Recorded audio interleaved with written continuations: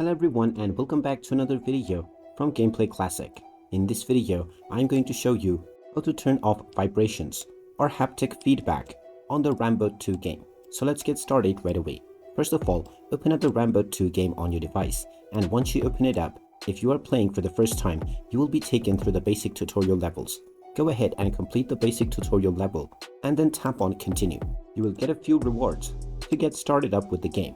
And now you can begin playing the campaign mode. You will directly be led on to the first mission, so you cannot go into the settings menu. However, once your mission begins, you can just tap on the pause button at the top right corner and you will now see the vibration option. Go ahead and tap on this checkbox, and this will now turn off haptic feedback or vibrations within your device right away. You can now tap on the resume button, and now the vibrations will be disabled within your game right away. And there you have it. That is how easy it is to turn off vibrations or haptic feedback on the Ramboat 2 game. If you find this video helpful, make sure you hit that like button and subscribe to our channel if you haven't done so already.